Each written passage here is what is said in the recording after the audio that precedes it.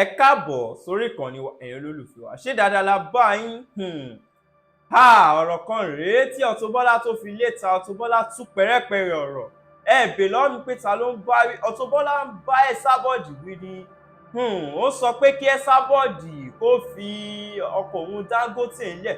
Auto Bola tún kó lápá bẹ́ẹ̀, ó tún bọ́ sí ti àwọn celebrity mi tó yẹ pé lẹ́yìn tó bá gbọ́gbọ̀n ẹ máa ṣe Auto Bola tún kó lápá bẹ́ẹ̀, ó tún sọ pé ṣé Esabod kí ló tó máa fi nǹkan tó ṣẹlẹ̀ ní Ìbàdàn wé ásídẹ̀ǹtì mọ́tò Dangote. Ẹ wo fídíò wọn àlẹ̀ tá máa play fún yín. Tó bá yẹ pé ìgbà àkọ́kọ́ rèé tó ń darapọ̀ mọ́kàn ní wa, bá subscribe kó like kó comment kó lè máa jẹ́ àǹfààní content nígbàkúgbà tá bá fi léta fún láti gbọ́. Ẹ wò gẹ́gẹ́ bí sọ pé fídíò wọn àlẹ̀ tẹ máa wò. Auto Bola sọ ọ̀rọ̀ púpọ̀. Ẹ wo fídíò náà ó yá inú ẹ̀ gbọ́. Ẹ jẹ́ play, ẹ jẹ́ wá gbọ́. Wọ́n máa ní wíìlì kan pariwo. Wọ́n lè fílẹ̀ o, àwọn tó kún kọ́. Ó rò pé mi jẹ́ Yínká ni. Ṣé ó rò pé mi jẹ́ Yínká TNT? Ṣé ó rò pé Ẹ̀sàwèrè ó rò pé mi jẹ́ Yínká? Kò ní dáa fún ẹ. Tí bá rí ẹ máa ń nù ẹ flat, Ọlọ́run lè máa rí gbọ́. Tí bá rí ẹ máa ń nù ẹ pa. Ayé Ọlọ́run gbọ́. Orí mi tọ̀nà lẹ̀ mí ló. You see, I'm in the system of Canada and I'm saying this. Some people, anybody supporting Esabod in the system of Canada, and all the people support all these people fight me in the system of Canada. United Nations listen to me. They are terrorists. Mosani. Anybody gbórúkọ mi kò sí ẹni gan ẹ̀gbọ́. Gbogbo ilé ẹ̀yàn ṣe tuntun you are terrorists. That is all. Why don't you kan gbóná for fun? Tell me what Dangote have. You want to compare Naomi with Dangote? Ṣé Dangote ti pé àpèjọ kan tó pé èrò wá tẹ̀rọ òkú mẹ́? Ó máa ń give now. I have a lot of video mi tó ti ń give. Ẹ ti lẹ́yìn tó kú mẹ́rin. Why ti Naomi náà máa fi ṣe nǹkan tí gbogbo ọ̀tọ́ àwọn Christian máa ní wọn Christian tó máa ṣe nǹkan. Ṣé kò lè ríran? Ìtàn fẹ́ ṣe fún Naomi kó tó di pé ó dọjọ́ òní. Mo ti rí. I'm telling you. But nígbà mi ta bá sọ̀rọ̀ parí nǹkan, a kàn sọ fún yín a fi pọ́n yín lẹ́nu. I see things at time I don't tell people. Go and ask tọ́lọ̀ máa fi wọ̀n mi ó fi wọ̀n mi sátẹ̀mì torí pé mo ní mo lálàárí yẹn gba tí mo dẹ̀ lálàárí mo rí pé wọ́n sọ̀rọ̀ fún náà bó ṣe wá síwájú mi táwọn tó lọ́gbọ́n ní kó lọ approach Auto Bola ó dẹ̀ wá síwájú mi lójú àlá yẹn ó bá mi sọ̀rọ̀ táwọn èèyàn ní kó dìde mi tó ti jókòó tó ti ń bá mi sọ̀rọ̀ ó dẹ̀ dìde ó dẹ̀ lọ mo wá ń sọ fún mo ní come ó dẹ̀ ń lọ títí ó fi wọ yàrá kékeré tó gbé fún ibẹ̀ ní aṣọ ẹ̀ nígbà tó dẹ̀ wọ bẹ̀ aṣọ ẹ̀ dẹ̀ change bí mo ṣe rí àlá yẹn gangan nìyẹn bó ṣe jókòó wọ́n ní kó approach mi ó dẹ̀ ńgbà tó dẹ̀ fẹ́ approach mi wọ́n dẹ̀ nìkan dẹ̀ ní kó dìde kó má approach mi ó dẹ̀ dìde mo wá tún sọ fún torí pé ó ti ń sunkún wá bẹ̀ mí mo wá ń tẹ̀lé pé wà dúró kò dẹ̀ dúró títí ó fi wọnú yàrá kékeré ó dẹ̀ wọnú yàrá kékeré ó dẹ̀ sunkún bẹ̀ bá àlùkùránì lélẹ̀ bí mo ṣe rí ìrìn ẹ̀gọ̀gọ̀ lé mo tún tẹ̀lé ìtẹ̀lé tí mo tẹ̀lé yẹn náà ni gbogbo bí mo tún ṣe ń ṣe ìwàásùn mo wá ṣe ìwàásùn fún mo ń ṣèpẹnùrò fún abuké àwọn èèyàn tí ò fẹ́ dáadáa fún ẹ wá máa ṣe dáadáa fún wọn kí ni ọní ìṣá ṣe fún mi kán tó pa bàbá wọn mi gbà tí mo speak fún bí ṣe mo pè mo sọ pé gbogbo nǹkan báyìí wọ́n ṣe fún kí ló ṣe fún mi kí ló lè tí mo máa tó kódà kó lọ bá president Bola Ahmed Tinubu wọn lè ṣe nǹkan kan sí Nigeria government torí pé ìlú òyìnbó gan wọ́n ń wò pé why people will be killing children you just think that it's Nigeria government it's not Nigeria government that is in that case it's not Nigeria government if you don't know go and get it into your head. Alukura rẹ̀ tí máa purọ́ let me play it Ẹ̀sàwèrè kò ní dá fún ẹ kò ní dá fún lẹ́kọ̀ọ́ lọ́nà bó ṣe dárúkọ Dangote yẹn tó sọ pé Dangote ń pa àrùn òun ṣe ritual kò ní dá fún ẹ bí mo ṣe rọra ń ṣe ṣáàtì yẹn mo rọra ń dọ́gbọ́n bẹ gbogbo àwọn èèyàn tó ṣe bẹ́ẹ̀ ṣé mo mọ̀ wọ́n rí ni àbáwọn tó kówó fún ṣé wọ́n kówó fèmí ni ṣe bẹ́ẹ̀ ilẹ̀ mọ bí tẹ́ ti ń rí ẹ ti ẹ̀ lè rówó lẹ́niwẹ̀ tó bá wù ní kẹsì rẹ̀ mọ tí ń tẹ̀wọ̀n bá ti mọ ṣí ìjẹ tó bá ti jáde láti di ẹnu ó máa fèsì ẹni èmi tí mo máa ń sọ jáde pé wọn ò fún mi lówó Dangote ò fún mi lówó tó ẹ̀ ní sọ pé ó fún mi lówó láti sọ pé ó ní kó lọ máa bí ìwọ náà ló jáde níjọ́ olóra lé fún mi ni nígbà tí mo ní kó ra lé fún mi torí pé ìwọ wọn tó know ó ra lé fún mi kọ́bọ̀ kò fún mi mi ò lè feel and I love him mo sọ yẹn because I love people who always create job opportunity I love people who get momo yes I know confidence tí mo ní nínú ẹ̀ ní ẹ̀yin olórí burúkú ọmọ rẹ̀ tó yẹ pé téèyàn bá gbówó jáde níwájú yín ẹ máa ba yéèyàn jẹ́ tí wọ́n máa ṣakọ kákò òkè òṣè fẹ́ máa ṣe kele wá Nàìjíríà ló lè pààyàn kó dóòtì àwọn tó ń ṣe terrorist yẹn gan wọ́n máa lọ ju bọ́ǹbù wọn sá kúrò ńbẹ̀ mélòó ní ìyá yín ló lè pààyàn kó dóòtì. Anybody supporting you in this system of Canada just for you to torture me and my daughter is a terrorist. The whole world should see to them. I don't know them, but there's some people who are really mad against about me. For what? I didn't steal. I didn't do party. What else? Because I reported when I came to Canada. Immediately I get to Canada, I have the copy of it. I submit their case to United Nations. Yes, come and see.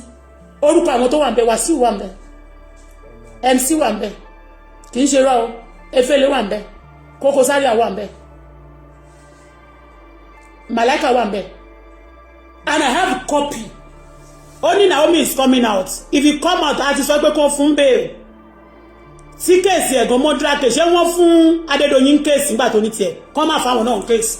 Tí wọ́n bá ti fún Adédoyin ní bail, wọn ò gbọ́dọ̀ fáwọn Naomi náà ní. Àti cancel ẹ̀, tí wọ́n bá ti fún Adédoyin ní bail, tí wọ́n fún àwọn kan náà ní bail, wọn ò gbọ́dọ̀ fún Naomi náà ní bail. Àti Amsat, simple as that, orí òjòrí lọ. Tí wọ́n bá ti grant àwọn náà ní bail, tí wọ́n sọ pé wọ́n ní license láti pa 36 or 35 children and go school free. Kan fún bail, kan lè fáwọn yẹn náà ń bail. Kan dẹ̀ sọ pé Nàìjíríà ti ó ti ní new law that when they kill ó ti yé tí wọ́n bá ti lọ ṣe kù sí pé wọ́n tí Dangote truck bá pa èèyàn ṣó ti yé tó bá ní accident torí ẹ̀ ni insurance ṣe wà. Wọ́n ní insurance driver tó bá pa tó bá pòun ló wà rọ́ọ̀fù Nàìjíríà mọ jungle justice iṣẹ́ ìdájọ́ ṣe ní Nàìjíríà dáadáa àkàìmọye àwọn tó ti ṣe ìdájọ́ wọ́ fún ní orílẹ̀-èdè Nàìjíríà and gbogbo trailer tó wà ní Nàìjíríà is not long kì í ṣe Dangote nìkan ló ní gbogbo ẹ̀ kò dẹ̀ ṣe Dangote nìkan ló ṣe kí ni ló ń l'accident torí epo tó ṣe sí Nàìjíríà yẹn Oríyọmí is coming out and fọ́kì wọ̀ṣẹ́ àwọn tó kù àwọn yẹn náà àwọn náà coming out gan ń bọ̀ ní Nàìjíríà kó sì lọ Oríyọmí is coming out Oríyọmí balance tó bá fún bẹ́ẹ̀ ló máa padà tó bá ti ṣe judgement ẹ̀ á padà sẹ́wọ̀n ṣẹ̀gbọ́n fún Omiṣadé tó sọ pé pedophilia ni kìnnì kan ni ìgbádá ni ó ti yé bẹ́ẹ̀ ó rèpù wọ́n dẹ̀ ní kò tí ẹ̀ rèpù àkọ́tí ẹ̀ wọ́n kàn wọ́n dẹ̀ fún lẹ́wọ̀n ìyẹn kan nìyẹn o kò tí ì pa èèyàn yẹn lọ sọ́run o ó fa òbò ya àbí kò tí ẹ̀ wọ́n ní ó kọ̀wọ́ sówó àbókì ó kìkà bọ̀dì wọ́n fún lẹ́wọ̀n tó kí wọ́n lẹ́nu tó pààyàn ṣe bí wọ́n fún bẹ́ẹ̀ ó padà lọ sẹ́wọ̀n ṣe bẹ́ẹ̀ Esabod ló ń sọ nígbà pé ó fẹ́ rèpù òun náà o tẹ́ máa parapọ̀ tó bá ti fẹ́ patẹ̀ nìkan jẹ́ ẹ̀yin náà máa sanwó fún náà máa ní kẹgbẹ́ sí àwa náà máa bá ti ń jẹ́ dísàbàrà kò sí ọ̀rọ̀ tí Dangote yẹn ò rọ̀rọ̀ sọ ò rí ọ̀rọ̀ sọ yẹn ń jókòó kí lọ. I remember because kí lórúkọ ẹ̀ sọ́tí sóbì rẹ̀ ọmọ tó sọnù yẹn ní Àkúrẹ́ ńgbà yẹn torí pé wọ́n fún ẹ lówó ṣó mọ́ ipò sọ pé wọ́n máa kọ̀ dẹ́mọ̀ wọ́n máa pa ni wọ́n dẹ̀ fún ní life imprisonment ńgbà yẹn àwọn èèyàn tó jọ fún wọn lẹ́wọ̀n gbà yẹn sì wà nínú ẹ̀wọ̀n títí dé ní ẹnìkan ṣoṣo nìyẹn gbà yẹn o nínú ṣọ́ọ̀ṣì dẹ̀ ni wọ́n ti wá jí yẹn gbé ni àwọn politician kan àti àwọn kan tó sọ fún ni wọ́n wà nídìí ọ̀rọ̀ yẹn nígbà yẹn náà wá jí ọmọ yẹn gbé ó sọ pé ọmọ kan ni o pọ̀ nísìnyí ó ní ọmọ 36 pé kàn pa wọ́n gbé ẹjọ́ ẹ jẹ́ ká analyse today let us listen it's a short message mo rí ni mo ṣe rí ni. Wọ́n lè filẹ̀ o àwọn tó kún kọ́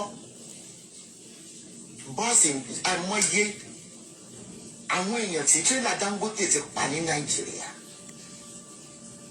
Àkàìmọye ẹni tí ìwọ Esabod ẹ̀sà wèrè ẹ̀sà olórí burúkú tó o ti pa lórí social media yìí ló ti sọ pé wọ́n máa pa ọba Adétúnjí torí pé ó lọ sọ́dọ̀ President Bola Ahmed Tinubu tí Wàsíù tó sọ pé Wàsíù ló gbé lọ pé kí ló wá lọ ṣe lọ́dọ̀ President Bola Ahmed Tinubu kí ló lọ ṣe lọ́dọ̀ aṣáájú ńgbà yẹn ibẹ̀ kò sọ fún Wàsíù mọ́ nígbà tó fẹ́ lọ ọba ìlú ẹ̀ ní o ọba Ìbàdàn ní o kó lè mọ̀ pé olófò gidi ni ẹ́ láti Ìbàdàn wá kódà ò kì í ṣọmọ Ìbàdàn torí pé nípa ìwà èèyàn la máa fi mọ ibi tó ti wá ó ti yé bẹ́ẹ̀ yẹn ó máa sọ pé wọ́n máa pa ọba Adétúnjì nígbà tí àwọn gúrùpù yìí tó wá pè tán náà fẹ́ pa àwọn arúgbó ńgbà yẹn ọba Adétúnjì wà náà àwọn tẹ lísì pé fẹ́ pa ìwọ náà dẹ̀ support wọn ó máa pa ṣé wọn ò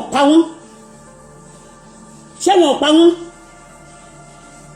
ọba Aláàfin Ọ̀yọ́ kò sí nǹkan tó sọ fún wọn onípín ìmọ̀kànṣẹ̀tẹ̀ tó ṣe anybody ó ní wọ́n máa pa gbogbo àwọn èèyàn tó wá sórí social media yìí tí ìmá jẹ́ ọpẹ́lọpẹ́ Ọlọ́run àti àtìlẹ́yìn àwa ìgan tá a dúró nígbà náà tá a gba onírìṣà sílẹ̀ wọ́n ti sọ pé ó máa forí tẹ̀sílẹ̀ àbí kan pa ni ìwọ náà yìí ń sọ lẹ́nu gbẹ́ mẹ́ta pé ìdá kan pa onírìṣà àbí kó forí tẹ̀sílẹ̀ wàá máa sọ pé gbogbo ohun tó ń ṣẹlẹ̀ nínú pálásì ẹ̀ báyìí ló mọ̀ torí Wàsíù àti gbogbo àwọn tọ́ọ̀gì àti tẹ́rọ́rìsì wọ́n gbéṣẹ́ gbé ọwọ́ ẹ̀ sókè gúrùpù ọ̀tọ̀ ni àwọn náà bad energy ń bá wọn fà á torí pé wọ́n ti lọ tójú bọ nǹkan tó yọ kan tójú bọ. Esabod àwọn èèyàn tó ti pa ní broad daylight ṣọ́mọ tiẹ̀ ò pa ní ṣe bí wọ́n ló pọmọ ẹ wọ́n kọ́ ẹ tó pa sáyé tó bá tiẹ̀ pa wọ́n sọ̀rọ̀ wọn lọ rẹ́ẹ̀sì ò pa wọ́n ò jẹ́ kó ń jára yóò jẹ́ kó ń jára ọ̀run. you see base of claim okay you can see bó ṣe ó pọ̀ o máa ka gbogbo ẹ̀ fún yín I will show you today okay so this one the file was with the government of Canada especially I live in Quebec there I submitted it to the lawyer so and the lawyer they work under United Nations those migration lawyers they working according to the law the file has to be submitted under United Nations okay so these are the something I'm going to show you now okay ìyàn tí ò dá kéèyàn máa kúrò rẹ̀ ẹ wo bíbí báyìí claim ni okay if you want to you can see I can read for you from here ẹ lè screenshot ẹ kó gbé Sule Alao Malaika I met Wasiu you see Ọlásùnkànmí Ọmọbọ́láhùn Anífowóṣe Marshal who is also musician and born in Nigeria but a Canadian citizen you see 2012 mo bẹ̀rẹ̀ story bẹ́ẹ̀ yẹn so ti yé gbogbo story yẹn bó ṣe lọ nìyẹn story yẹn gùn so ti yé ó gùn gan so orúkọ yín wà ń bí ó ti yé this is what I gave to the and the lawyer the stamp of it you can see the stamp so in the case have been registered don't worry yourself tó bá mo tiẹ̀ ti rántí gan pé torí ẹ̀gbọ́n náà ṣe wọ́n fún mi ní ìwé ìlú ó ti yé yín bẹ́ẹ̀ yẹn ní in another form like that but this one is registered that I claim I came to Canada to claim asylum. So I don't need to be killed. If you come for protection, nobody have right to kill me because I'm not a criminal. Okay? Nobody have right to kill me. The government don't have right to kill me because I'm not a criminal. I'm only exposing criminal. Then what they did to me, that's what I'm saying. So ọjọ́ tí mo wá bí yẹn, ṣé mo lè máa parọ́ kí n kọ story yẹn? Ṣé mo lè máa parọ́ kí n máa sọ the same ọ̀rọ̀? Wàsíù tiẹ̀. Torí ẹ̀ ní nítorí pé Esabod wọ́n fẹ́ change content ní Wàsíù ṣe ní wọ́n lọ cut fídíò mi tí mo ti ṣe fún Wàsíù gbà yẹn ẹ wá fẹ́ máa dàgì Dangote kò possible láìkí ẹ̀gbìn wọn fa wọ ẹ̀ ṣe gbẹ̀ bẹ́ẹ̀ lè dàgì Dangote bẹ́ẹ̀ ni tí bá wá sílẹ̀ bẹ́ẹ̀ lè dàgì Dangote bẹ́ẹ̀ ni mo sọ you cannot if nobody can stop me kó má fún mi lọ́wọ́ kó ní kó dàgbò ẹrù mi síta kó ní kí n sùn sójú títì I don't bloody care I stand on the truth. You mad ni Esabod kò ní ta fún ẹ kò ní ta fún yàrá já ẹ kò ní ta fún àwọn tó ń speak fún kò ní ta fún àwọn terrorist tó bẹ́ẹ̀ ń ṣe àwọn tó ń jáde fún àtọmọ Yíbò àti Yorùbá o àtàwọn celebrity tó ń jáde fún o tó ẹ̀jẹ̀ the government ayé yín máa bàjẹ́ you think if I'm here they be just tapping my mouth tẹ́ bá ti ṣe nǹkan kan tí you know Nigeria government let me just tell you what they are trying to do like actually if I talk and if that what I said if it actually stand you know what they do they send some people also in the system to torture me to torture my daughter. We zero our mind.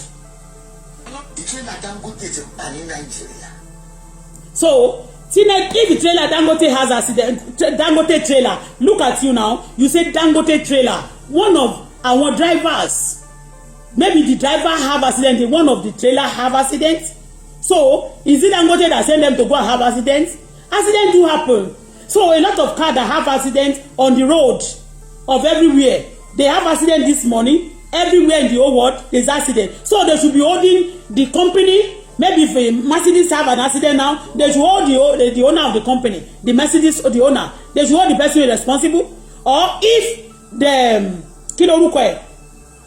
any car if any car have accident they should be holding the person Honda the factory responsible for the accident is it the one to ride the kini as of fún yín pé Naomi kò ṣe nǹkan right Oríyọmí Hamzat náà ìjẹkújẹ ṣe béèyàn náà ti kú sọ́wọ́ Oríyọmí Hamzat rí Hamzat has a murder case before a boy also died a teenager also died he has a murder case before and they forgo it and majority of you are in clique you are courtesan even you Esawere you remember how many of your members have died you using them for ritual You too, you are selling woman's part on the media. I used to cast you then that you go to the burial ground every day, telling the whole world that you are selling body part of dead people on the media, and you decide in Dublin, and you always drove to the burial ground, to the graveyard every night. Esabod, and I call attention of the government then that they should see to you. But you know, they say you have a mental problem. You don't have a mental problem. You know, you don't have a mental problem. You only disguise just to continue to do the evil, to practice your terrorism. And with the people sending you, oh, le jello, Ṣókí, Dangote ò kìí ṣe gbé yàrá ìyá yín, ó ní mo sọ yẹn. Kò ṣe torí owó ni mo sọ. It's not because about money. And that's why olórí burúkú yín gbogbo yín ẹ̀bẹ̀ mọ́ gbogbo ṣáàtì tí ó sọ pé is a simple man. Torí Ìbàdàn bá wọ níkà ọmọ ẹgbẹ́ bàbá ẹni tó ń ṣe. Gbogbo àwọn tó ti pa níbi ta ló query ẹ̀ fún. Ẹnìkan ló ń ṣe ṣáàtì níjọ́ sí tọ́mọ pariwo lábẹ́ kíní ẹ̀ mélòó ni wọ́n ṣe fún. Ọjọ́ tí wọ́n lọ sun tí wọ́n dáná sun gbogbo èèyàn káàkiri mẹ́yẹn mélòó ni wọ́n ṣe kíní kan. Èèyàn mélòó ni wọ́n ti mú ẹ fún. Kí ló dé tó fẹ́ máa compare Dangote pẹ̀lú Naomi? By the way, kí ló fẹ́ máa compare Dangote pẹ̀lú Naomi fún? Ṣé tẹgbẹ́ ni àbí tọ́gbà? Ṣé Dangote ló lọ pé àpèjẹ? Dangote máa ń fúnyàn ní nǹkan. Alhaji Aliko Dangote, he gives. Wọ́n máa ń ṣe charity, wọ́n ṣe ẹ ti gbọ́ pé àwọn èèyàn kú rí ń bẹ̀ ni. Ẹ jẹ́ play. Let's play this. Tó máa ṣubú lu bọ́ọ̀sì tó máa fa òkú jáde. Ṣé wọ́n gbé ẹni tó ní tírélà tó wọ̀ ẹni tó ní plane. So ẹ fẹ́ máa ṣe competition ikú. Ṣé gbọ́ bó ṣe ń sọ̀rọ̀, ṣé bó ṣe rí sí? Torí nǹkan tán sọ fún pé kó wá ṣe nìyẹn. Torí àwọn tó ń ṣe ritual tó ń sọ̀rọ̀ fún yẹn bíi Sáríà, bí gbogbo àwọn olórí burúkú terrorist tó ń da Nàìjíríà rú yẹn, tó ń de ìkórú tí wọn ò fọwọ́ kàn wọ́n, bírú àwọn yẹn sì òun ló ń speak fún. Ó ti yé? You want to be doing competition pé okay o, trailer have accident o, so Naomi also should go o. Naomi o, ṣebí tí trailer bá lọ, ó kó ẹrù tó fẹ́ lọ supply níbì kan ni. Àbí bẹ́ẹ̀ kọ́? A béèrè pé iṣẹ́ wo ni Nípa tí wo ni Naomi ti ṣe ní orílẹ̀-èdè Nàìjíríà? Níbo ló ti ń rí owó tó jí láàárọ̀ kùtùkùtù? Kò kéwú kò kàwé, of reason ló ṣe lọ ṣe diploma kan, kò lọ school. Bí ìyá ẹ̀ ṣe jẹ́ tíṣà tó, Naomi ṣe lọ ṣe diploma ní kó wá sọ fún wa, ó kò ṣe one course kan báyìí náà ta kàn máa ṣe ń bí ta rò pé àṣe nǹkan kan. Ló ṣe náà gbé gáhùn náà lọ gbé aṣọ kwaya wọ̀, aṣọ kwaya, àmọ́ ti kwaya, bóyá aṣọ ṣọ́ọ̀ṣì èdìdí ti kwaya èdìdí náà gbé wọ̀, ló fi ya fọ́tò máa ẹ̀ ló gbé dání. Èmi náà máa tiẹ̀ gbogbo diploma tèmi náà tiẹ̀ ṣe tí a tí òjò wá lójú náà tẹ máa tẹ ká school yẹn rí, a máa wá náà máa ṣó ẹ̀ ń bẹ̀ yẹn.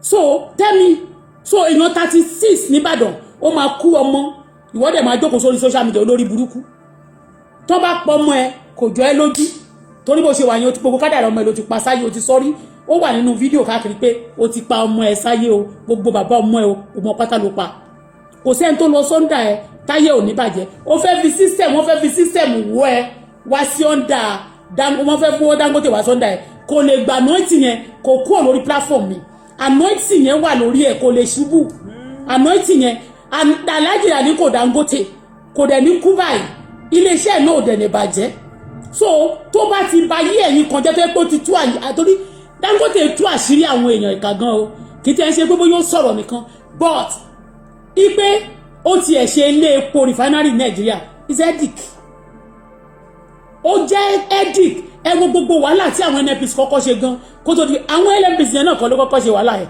some people are behind it do you understand ìgbà tó dẹ̀ yà ń sì tí bàbá ń dẹkùn tí kedere bẹ̀ wò wọ́n wá kúkú fi kálá gbé òun náà ni wọ́n sọ síta yẹn pé majority of refineries kan ló ti jáde o ipò wà òkè wọ́n ní gbogbo ẹ̀ pé fake ni pé mi ò tí jáde èmi ṣẹ̀ṣẹ̀ máa bẹ̀rẹ̀ sí produce abóyá after 6 months do you understand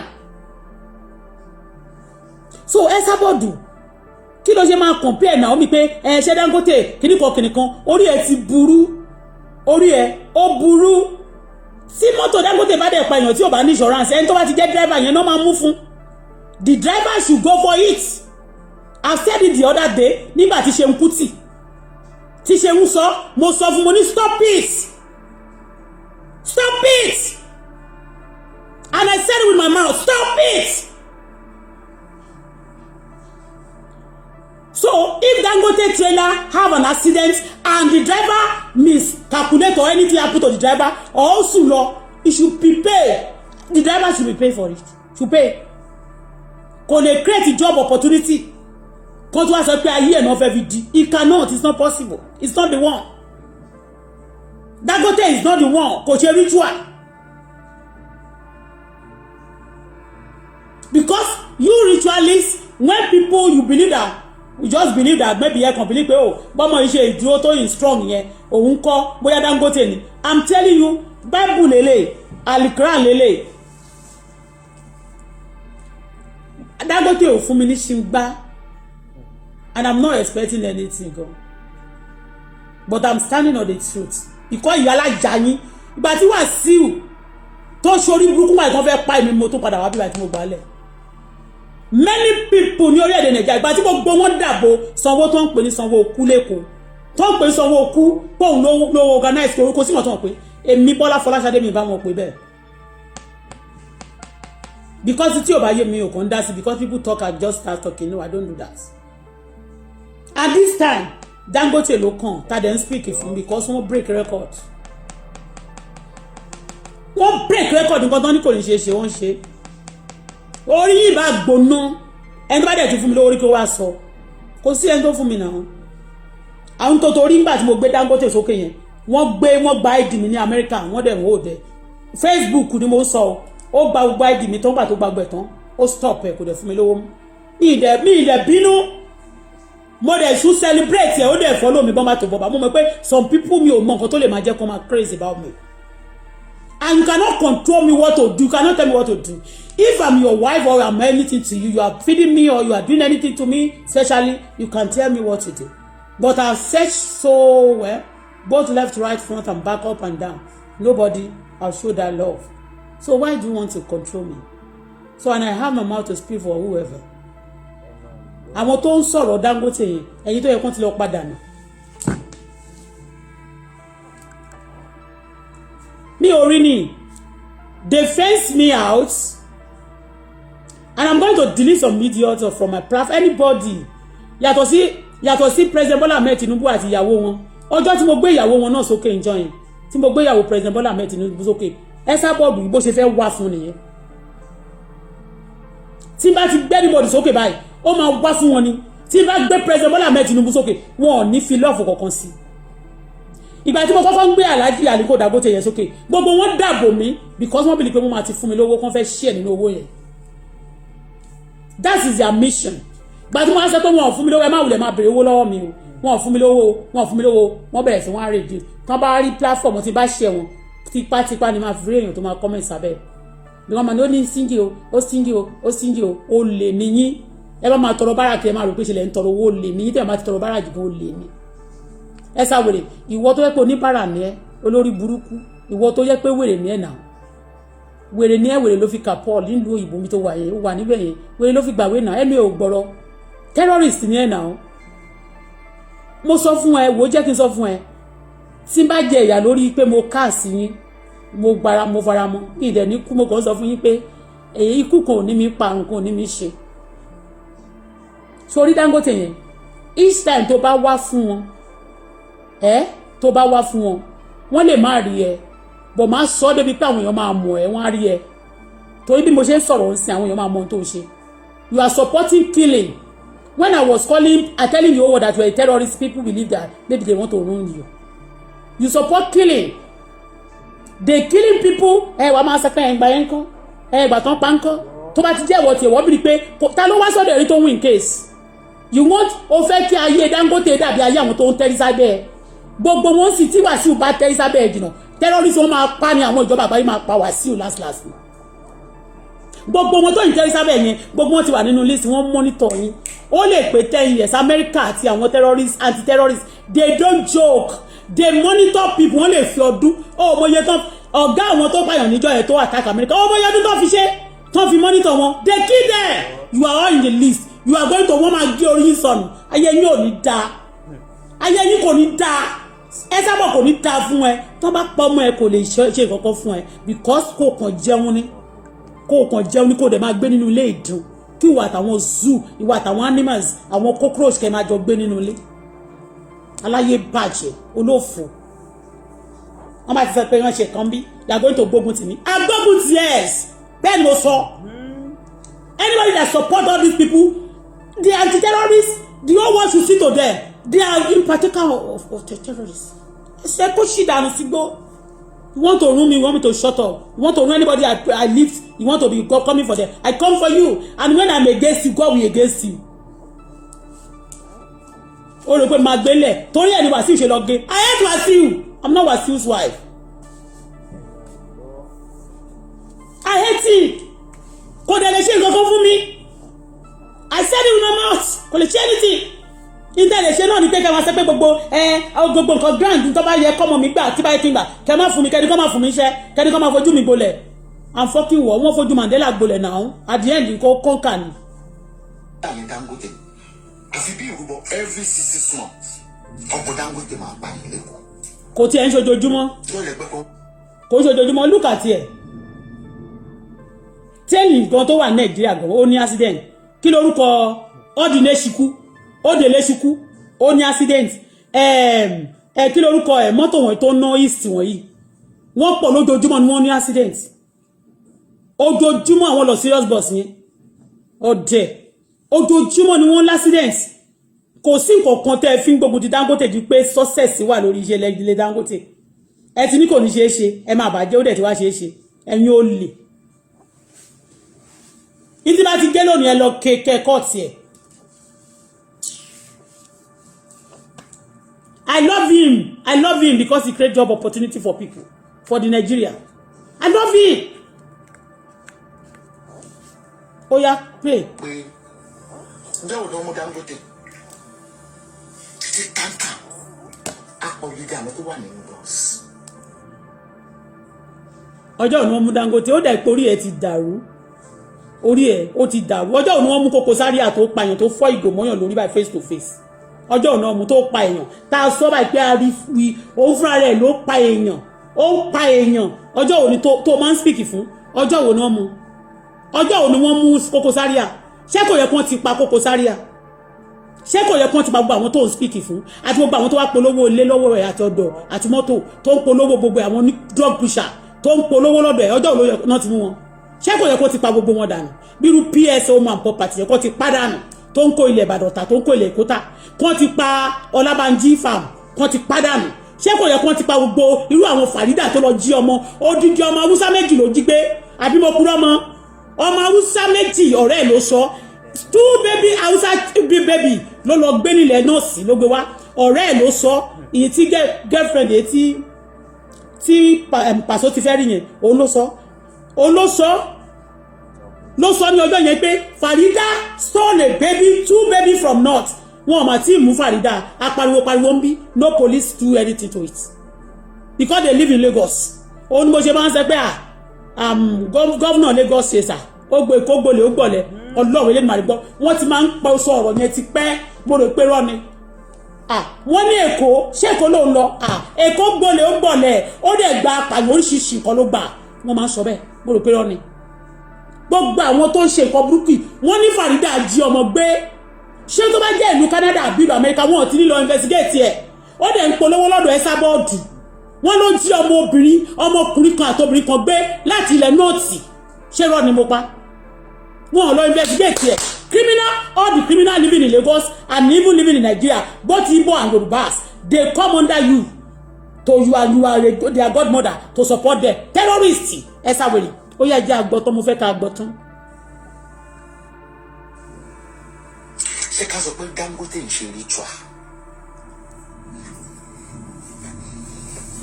Dangote má bínú ṣe kó wọn ní ilé tẹ̀sán ọkọ mi ní ìsìn mo ti gbẹ̀ lọ́wọ́ gorodomu.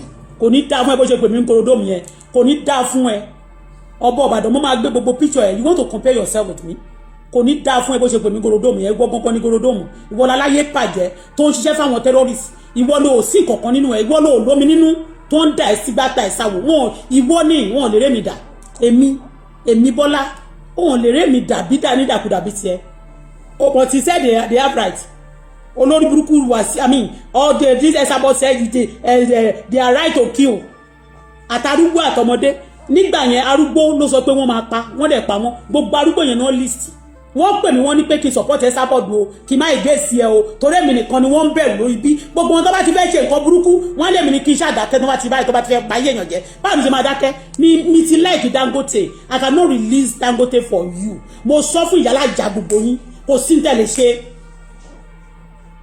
mo tún sọ fún yín pé tẹ́ bá máa fún mi lówó I'm not saying mi ò broke they only hold me down they suffer me because I speak the truth. They punish me because some wicked souls and some killers, they are tortured. They are haunts with all the truths that I've said. But that's why the man died. Kí ọmọ tètè máa kọ́ nǹkan. Nígbà tí mo ti ń sọ̀rọ̀ yẹn tí mo ti sọ tí mo ti lọ report fún àwọn ọlọ́pàá Nàìjíríà ó yẹ kí wọ́n ti ṣe kéèsì tó ti ní kí wọ́n fi mí lọ́rùn lẹ̀ tí wọ́n bá ti ẹ̀dáwó padà fún mi kí wọ́n jẹ́ kí n máa lọ ń tèmi kò ní dé stage tàbí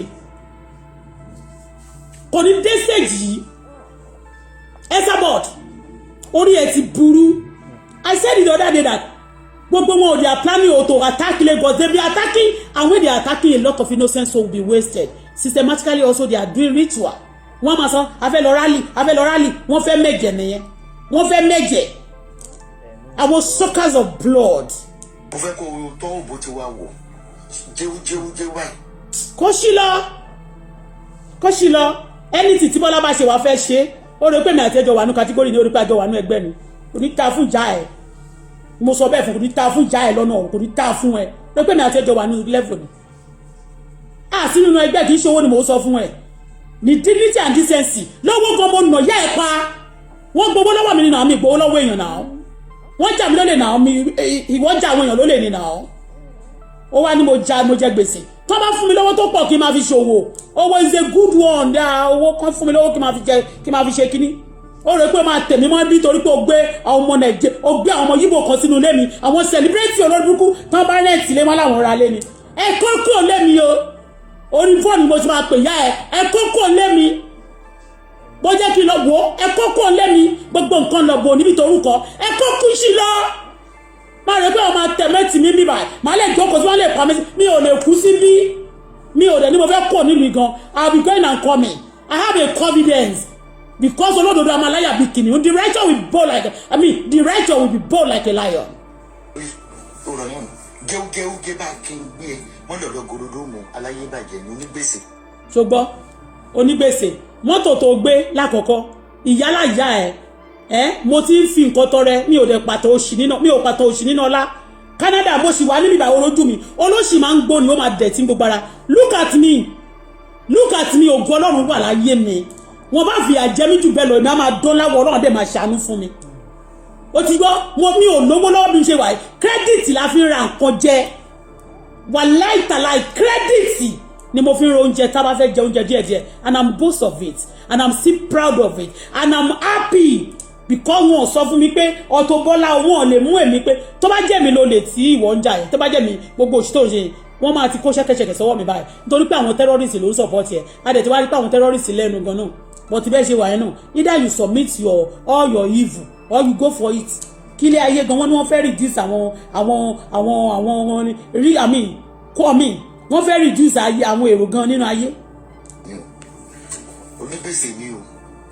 wọn ò ṣáà ló lè Esabod olónígbèsè ni mí Nàìjíríà jẹ gbèsè Canada tá a wà yìí wọ́n jẹ gbèsè ojoojúmọ́ ní gbogbo ìgboro àgbáyé ń jẹ gbèsè gbogbo company ńlá lákàkiri àgbáyé wo sórí ó ní news kan tó jáde lánàá bọ́ mi ìfẹ́ gbé jáde olówó tó ló wà l'Amẹ́ríkà ó ní bankrupt sínsìn ó ní owó gan gbogbo yín sì sọ pé lówó interest ẹ ti wọ billions in bank news yẹn wà lórí internet ó wà lórí Google I'm not fond of making fun of somebody posting downfall of many people I don't do it if not máa gbé sórí ibẹ̀ yẹn kó rí is a business person ó sì wà nínú business ó dẹ̀ ní interest tó high gan so get ó pè mí lóní gbèsè ṣé ìwọ olówó ni júùkù tó kọ́kọ́ rà ń gbà yẹn ó sọ iye tó rà náà yóò sọ deposit tó sọ ń bẹ̀ tán bá bu ẹ̀ ń gbà yẹn pé ní gbèsè ni ẹ wà ní olówó olóríire ló ń jẹ gbèsè nísìnyí náà tó ra bẹ́ǹsì tí bẹ́ǹsì ẹ tó jẹ́ pé àwọn ni tó ló fẹ́ gba insurance ẹ nígbà yẹn tó jẹ́ pé irọ́ ló fẹ́ fi kàpọ̀ àwọn òun parọ́ mi ò parọ́ gbogbo nǹkan tí mo bá lọ ṣe mí whatever ohun tí bá ṣẹlẹ̀ with evidence ni I stated it ó máa show by I don't lie but ìwọ ó purọ́ ni nígbà yẹn ìgbà tó lápá ẹ̀ kan pé ó fẹ́ lọ gba insurance wọ́n pè mí ní Quebec wọ́n ní kí n wá claim insurance mo ní kí ló ṣe mí mi ò ní problem mọ́tò mi wọ́n lẹ́nìkan sọ pé mọ́tò ò l'accident mo ní mọ́tò mi ò l'accident mo tún ya fọ́tò wọn mo tún ya mọ́tò ẹni mo ní ṣé ẹ rí o look at it o my car doesn't have accident o I don't want to jẹ ègúnmọ́yán o simple I don't lie and anything tí bá ṣe tó bá right tẹ́ bá tún fi dùn mí màá lẹ́yìn nìyẹn Ọlọ́run nìyẹn you will pay ní ọ̀nà bòmí yes Esabod you want to compare your dirty life your rotten life disgrace life tó ń gbé ayé ìdọ̀tí àtọ̀run yẹn ló fẹ́ máa compare pẹ̀lú tèmi àwọn olórí burúkú yìí tó ṣẹlẹ̀ náà èwo jẹ́ kí n sọ fún ẹ ṣé orí nǹkan tó ṣẹlẹ̀ yìí ó ní mo ṣe ń sọ fún Naomi lára àwọn tó jẹ́ tó máa tí ò ní jẹ́ kó ráàánú gbà tí ò ní jẹ́ kó temper justice pẹ̀lú ẹ̀ òun ló sọ̀rọ̀ yìí á dẹ̀ máa tún bá ẹ á máa sọ̀rọ̀ fún ẹ bí ipò ń ṣàánú ẹ bí tí Esabod bí títí ẹ wà nìyẹn á máa sọ̀rọ̀ fún ẹ bí ipò ń support ẹ á dẹ̀ máa pa ẹ sára á máa ṣe bí ipò ń jẹ ẹ bí ipò ń fàtẹ́gùn fún ẹ á dẹ̀ máa jẹ ẹ máa gẹ́jẹ á máa gẹ́jẹ á máa gẹ́jẹ Esabod nìyẹn Esabod will be biting you and then semantically also he'll be telling the word that he's speaking for you and he'll be biting you trying to nail you look at him now look at her I'm busy talking to even begging abájọ táwọn èèyàn fi túnú page mi lára nígbà tí bá ti mẹ́nu bà ọ̀rọ̀ bèbí yẹn ó lè jẹ́ kó ọ̀rọ̀ Esabod ò lè jẹ́ kó rà nígbà torí pé àkàìmọye itú ṣé kìí sọ kọ́kọ́ fún yín ìgbà tó fẹ́ pa kí lorúkọ Àjùmọ̀bí tó wà ní Ìbàdàn Governor Àjùmọ̀bí I was shouting hey don't kill him o Esabod will be on the social media ó ní nǹkan tí wọ́n sọ wípé àwọn àti ó ní kéèsì pẹ̀lú ẹnìkan lára àwọn tó ní kéèsì ń gbà yẹn náà Àjùmọ̀bí ọ̀rọ̀ pọ̀ nílẹ̀ tó jẹ́ pé torí ẹ̀ àti wọ́n sọ pé owó ṣọ́ọ̀bù ẹnìkan ni wọ́n ṣe sọ pé wọ́n máa pa Àjùmọ̀bí di Àjùmọ̀bí tó bá dẹ̀ lọ sọ́dọ̀ dókítà wọ́n lè ní kí dókítà gbégbégbèlè lọ́wọ́ kó sọ pé ó ti dájọ́ kú fún pé ò ní pẹ́ kú o tó ti yé a lot of things Esabod was involved when ngbàtà Àjùmọ̀bí wà lọ́sípítù wọ́n sọ báyìí Àjùmọ̀bí Esabod wọ́n máa sọ ni pé Àjùmọ̀bí máa kú ni kò sí nǹkan tó wọ́n lè mọ̀ ṣe Àjùmọ̀bí máa kú ni nítorí pé ó ṣe kinní kan ní Ìbàdàn ó fún wọn gàrí mu ó ṣe ìgbà kan báyìí ó ṣe báyìí fún ẹni báyìí nítorí pé ó ń ṣe ìjọba lọ́wọ́ ó ló máa kú ọmọ ewé ló wà lẹ́gbẹ̀ẹ́ wọ́n máa yọ life support ẹ̀ ni wọ́n máa yọ life support Àjùmọ̀bí o wọ́n lọ yọ life support Àjùmọ̀bí Esabod yìí ni Esabod ti máa ń bìlí pé òun tó bá ti léyàn máa kú ó máa kú ni Esabod gbogbo offense tó ti commit láyé ọ̀nà ẹ ti dípa bó ṣe wà yẹn bẹ́ẹ̀ ni ó ní ọ̀nà ẹ ti bó ṣe wà yẹn ọ̀nà ẹ ti dípa bẹ́ẹ̀ mo sọ fún ẹ ìyẹn kí Dangote wá dóbò tòun náà wọ́n máa rí pé tó bá sọ yẹn á máa bu ìwọ ta ló àwọn tó bá bá ìwọ dóko olórí burúkú olóòrùn níwọ̀n èmi àti ìwọ báwo God forbid. mo ti sọ fún lórí ètò ẹ̀ ti promise nígbà tó pè mí mo ti fẹ́ last number 333 ló parí nọ́mbà rẹ̀ mo ti pè mí nígbà tó pè mí ó ti sọ fún mi pé irú ìwọ pé wọ́n máa ní wéèrè kan pariwo ẹ̀ mo ní tẹ bá rí nǹkan òun gangan ní bẹ̀m̀bẹ̀ Ìjẹ̀bú. ṣé kí n sọ fún ẹ sórí bẹ̀bẹ̀ Ìjẹ̀bú yẹn kọ́ ni wọ́n ń sọ sórí jẹ́ ń sọ majority àwọn tí ó wá lọ́sọ̀ndẹ̀ yẹn oh God mi ì lè fẹ́ sọ̀rọ̀ ṣé gbogbo àwọn ọmọ celebrity bírú Ìyábọ̀ Òjó ń ṣe oní HIV ni kó lọ ṣe test kó bí a kò ní HIV Fúnkẹ́ náà ó ní HIV gbogbo wọn má jẹ́ ń tẹ̀ sójú wọn o má jẹ́ ń tẹ̀ sójú gbọ́n tó ṣe bí wèrè má jẹ́ ń tẹ̀ sójú wọn Wàsíù Àyìndé kó lọ ṣe test bóyá kì í ṣe HIV test kó lọ wò èmi Bọ́lá Fọláṣadé God forbid gbogbo ayé yín gbogbo àwọn ọmọ celebrity tó ní HIV gbogbo ẹ̀ pátápátá máa list ẹ̀ fún yín níbà inú ilé mi ni máa jókòó sí tọ́mọ máa list wọn èyí tó ń gbógun níbi tó ti ń gbógun pa yẹn èyí tó máa kó lẹ́kọ̀ọ́ tó máa lọ gbógun Ìjẹ̀bú Òde èyí tó máa kó lẹ́kọ̀ọ́ tó máa desire tó máa lọ gbógun Ìbàdàn simply káwọn èèyàn má bàa wọn ẹ sáwèrè mo sanra ní kò dẹ̀ ń ṣẹ̀ṣẹ̀ àwọn èèyàn tí ò sanra gan pàápàá wọn tó máa lọ ń wá ọ̀rá ẹran tó máa fẹ́ wọn tún fẹ́ sí sára díẹ̀ àwọn míì máa ń gbẹ lójoojúmọ́ mo sanra ní is a blessing má tẹ sójú àwọn gẹ̀ẹ́sì tó máa ń speak fún yẹn àbórí Ìyábọ̀ dàrú ní àbí Ìyábọ̀ ń ṣe èrè ni mi ò bẹ́ anybody ṣeré lórí social media yìí gbogbo ẹ̀yin gúlígánsì gbogbo ẹ̀yin olórí burúkú yẹn mi bẹ́ anybody ṣeré. kárí nǹkan òun gangan ni bẹ̀m̀bẹ̀ Ìjẹ̀bú. Esabod, I am a pretty lady. Gẹ́gẹ́ bẹ́ẹ̀ náà ti gbọ́ nǹkan tí Auto Bola wí kílẹ̀ yìí náà rí sí ọ̀rọ̀ tí Auto Bola sọ yìí. Ẹ wò ó ẹ káàró opinion yín ní comment section tó bá yẹ pé ìgbà àkọ́kọ́ rèé tó dáa pọ̀ mọ́kàn ní wa. Bá a subscribe kó like kó comment kó lè máa jẹ́ àǹfààní content nígbàkúgbà tá a bá fi lè ṣàwá tún rí aago pélébé kan lẹ́gbẹ̀ẹ́ bá a kíkì ní a lè máa tẹ́ lólobó nígbàkúgbà tá a bá fi fídíò létà fún yín láti gbọ́. Ẹ wò ó ní máa rí ọwọ́ jù báyìí lọ ó dìgbà míì nígbà ọ̀tun ó dàbọ̀.